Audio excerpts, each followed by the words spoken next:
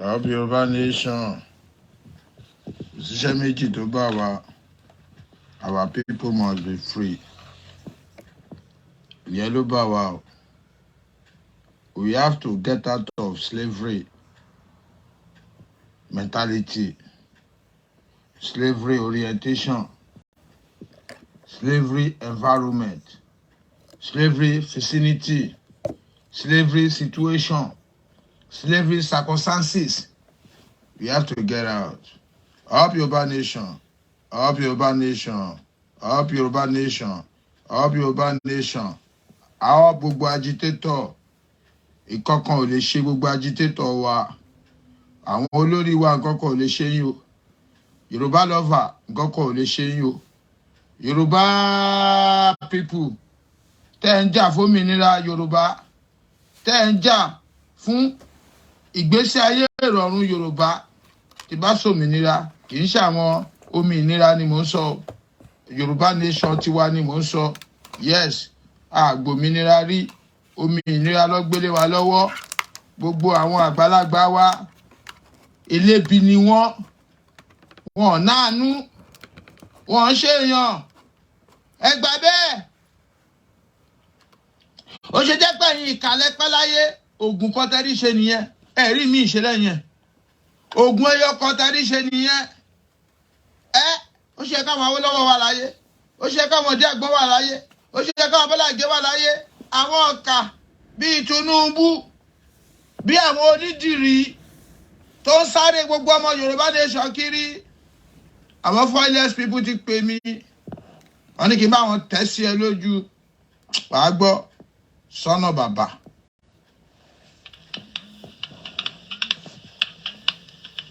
Ibi tẹ́ bá rí ẹ kígbe àwa lọ. Ibi tẹ́ bá mọ̀ ní kẹ́ kígbe àwa lọ. Orí kì í fáwọn. Ẹ̀dọ̀ kì í dùgbìn. Òtútù ò ní mẹ́ja lálẹ́ odò.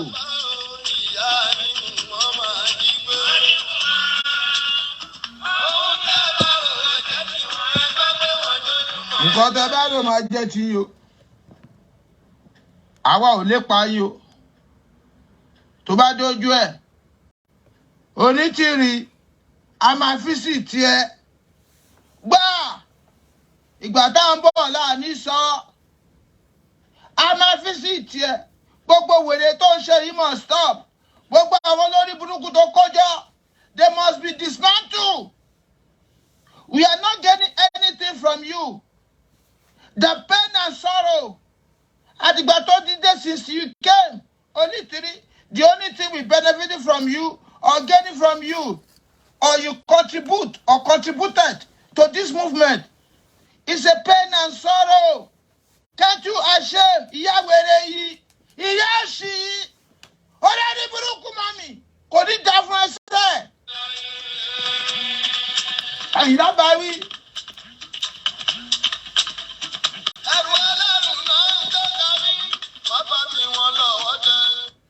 Ẹrù ẹlẹ́rù ló gbé kárí.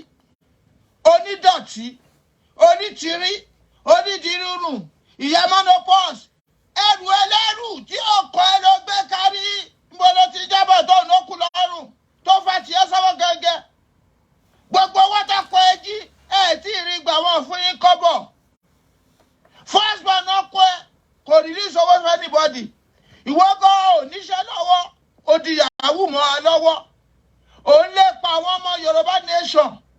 Ó ń lépa àwọn ọmọ Yorùbá nation. Ó ń lépa àwọn agitator. Ó ń lépa àwọn campaigner. Ó ń lépa àwọn sọ̀rọ̀sọ̀rọ̀. Ó ń lépa àwọn tó ń ṣohun. Ṣonama ìwọ̀ya yìí. Ìgbà wo là ní físìtì ẹ̀ sìn? A máa físìtì Dúpẹ́ lójú gbogbo yín. Yes! A máa jẹ Dúpẹ́ máa yé. A máa ṣe yamayama. Ẹ máa pariwo. Orí yóò pé.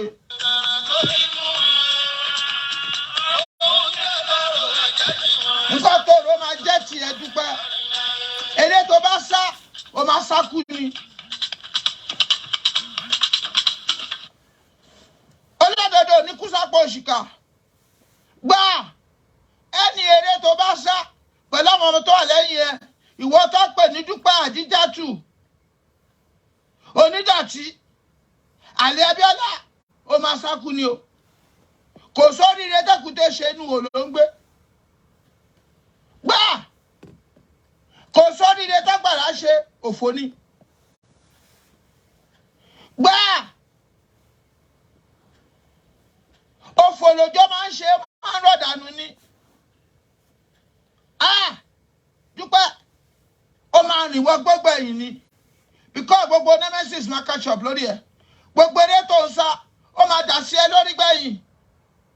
Ó máa kú bí adìyẹ. Gbàgbé ẹ̀ tó o bá jáwọ́, Dúpẹ́ ó máa jásẹ̀. Dúpẹ́ tó o bá jáwọ́, ayé máa bẹ́ ẹ jà.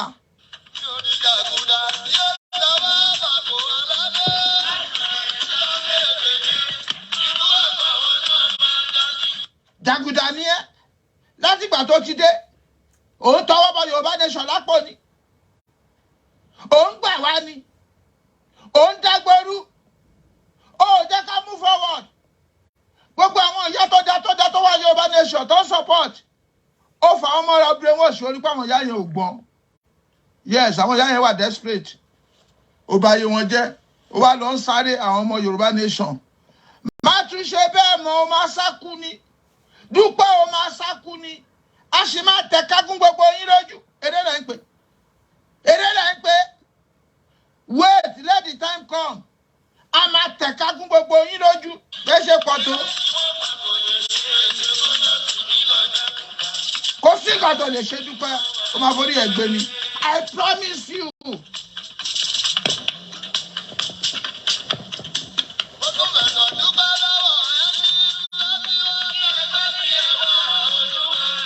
A dúpẹ́ lọ́wọ́ gbogbo Yorùbá nation. Tí a lọ síbi òkú bàbá wa, ọ̀gá tiwa. Yes. Ìgbòho Òòṣà, tẹ́ lọ síbi òkú yẹ. A dúpẹ́ lọ́wọ́ gbogbo yín o. A dúpẹ́ lọ́wọ́ gbogbo yín. Àrípò náà dùn náà rinrin. Ojú òní tì yín o.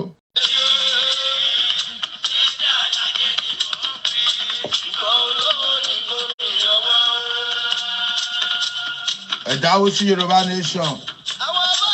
Ẹ fowó sí àkáǹtì, ẹ fowó sí central account. Àwọn Dúpẹ́ abánijẹ ká má yó ni wọ́n. Ìkẹyàn ni Dúpẹ́. Dúpẹ́ must go. Onitiro must go. Tó bá lọ lẹ́rọ̀ wọlé. Ẹ gbà orun gbogbo. We are the youth of Africa. We want to liberate ourselves. We want to get out of slavery environment. Àwọn oṣù àwọn tó yìnbọn brainwash. Ẹ̀yin ronú bí òyìnbó ẹ̀ kì í sí ass. Ẹ̀ ń ṣe bí ọmọ ọ̀dọ́. Gbogbo àwọn olórí wa àwọn alágbádá. Wọ́n ti wà ń bẹ̀ láti 1960. Gbogbo àwọn ọmọ tó bí 1960. Wọ́n ti darúgbó.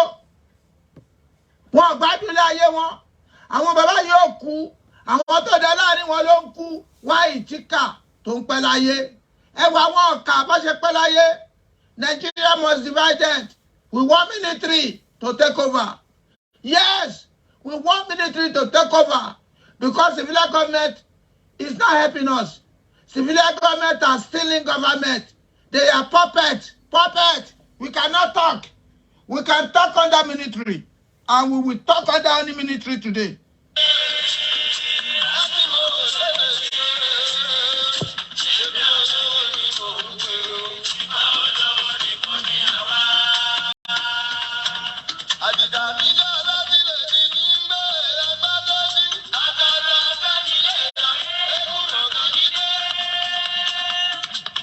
Ijaya ti dé tó ń dẹ́rù bọmọ ojú. Ọkọ̀ àwọn òmìnira. Ẹkùn ọkọ̀ Dúpẹ́. Ẹkùn ọkọ̀ Federal Government of Nigeria. Ẹ gbà bẹ́ẹ̀. Ẹkùn ọkọ̀ àwọn olórí. Ẹkùn ọkọ̀ àwọn oníjẹkújẹ. Ẹkùn àwọn stupid people. Àwọn fool. Àwọn dìdìrì tí wọ́n lè develop wa. Tí yà ń jẹ gbogbo wa, Nigeria must divide. Military must take over the whole African nation. Yes, it's only military can do the job. This Baba, since 1960, they cannot do fuck all. They are pussy. They are ass kisser. They are puppet. They are puppies. Yes, they are didiri. Yes, management, poor. Security, no security. economy, rubbish, feeding, starving. So kí la wá sọ? Kí la wá sọ? Kí la wá sọ? Yoruba people rise up. Nigeria rise up. Biafra rise up. Hausa rise up. The country must be divided now. We cannot continue as a Nigeria.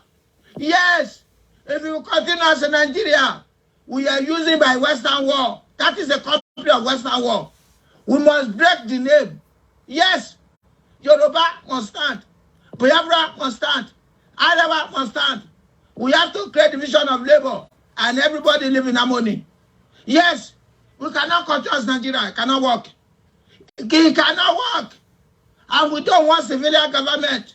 We haven't advanced. We haven't developed to manage civilian government. We need military now. To rearrange, to organize, to create discipline, to change our mindset, to keep the SNI away. Then we will go fully to civilian. Yes. We cannot rule ourselves as civilian. We don't have the idea.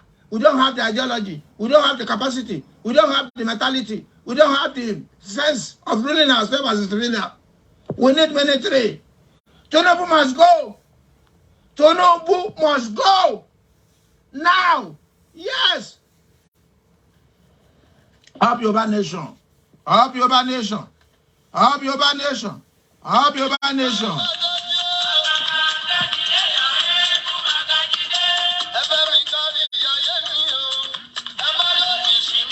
Thank you, Yoruba nation.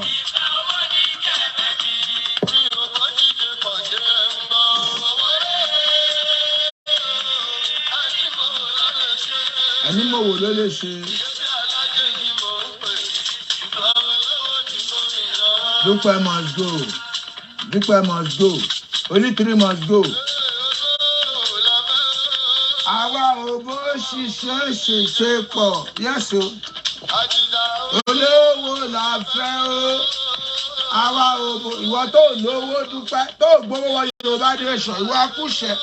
Dúpẹ́ olóṣì ẹ má bá Dúpẹ́ ṣakúṣẹ̀. Muwa ló sọ fún yín. Olóṣì ní Dúpẹ́ Onítìrí Àdíjàtù. Ìyàwó Abíọ́lá olórí burúkú. Olórí burúkú ìyàwó èrè ìyá òṣì abíagbá ìyá tó nánú olè yahoo. Gbà ẹ̀bọ̀ kábọ̀ kì í pagún láyé.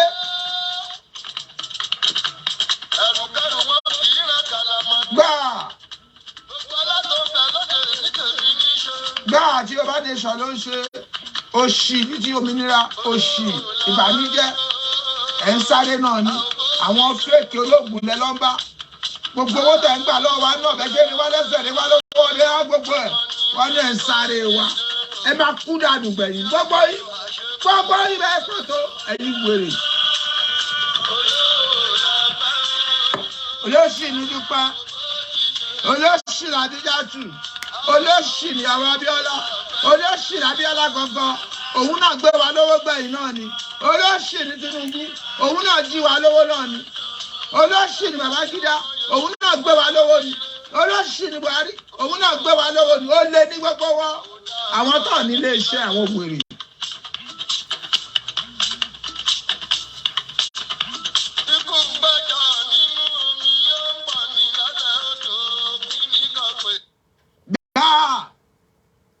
Ikún pààyàn nínú omi ó ń gbẹja lálẹ́ odò. Dúpẹ́ ṣọ́rẹ́ àwa máa visit ẹ Ijaya confidently máa visit ẹ ìgbà tó máa ṣẹlẹ̀ ló mọ̀ we are coming for you. Where is our petition? Froster Yahoo, where is our petition? Why are you collecting our money? Why are you deceiving people? Why are you dividing us? Why are you creating divide and rule, division among us? Tó wá bá wa tó ṣe pọ̀ wọ́n ló dálẹ̀ olórí burúkú nìyá yìí Yorùbá nation kí ló ṣe yìí mo gbà pé ẹ ti lọ jókòó fún gbogbo ilé ẹ alẹ́ ni ló gbé greenhouse Ìkẹjà ló ń gbé greenhouse ilé tí bàbá yẹn ti fi sí kó tó kú náà ló jókòó sí kò kọ́lé mi ṣé wọ́n kọ́lé where's your house olórí burúkú mọ́ mi olòṣì mọ́ mi wèrè mọ́ mi dìdìrì mọ́ mi su ẹgbẹ́ mọ́ mi alákòóbá mọ́ mi èṣù mọ́ mi dàgbòrú mọ́ mi ìbànújẹ́ mọ́ mi ó máa gan ni up your body nation ta sí Dúpẹ́ lójú ẹ lé wọlé má dáwọ́ sómìnira mọ́ òmìnira is a scam òmìnira is a scam òmìnira is a scam à ń bọ̀ àti ìdè fún ẹ máa wo ìgbà tó wà máa ṣẹlẹ̀ à ń bí ìdára ọ̀pù ni ojú wa máa là débẹ̀ gbogbo yín a máa lé yín wọlé up your nation thank you.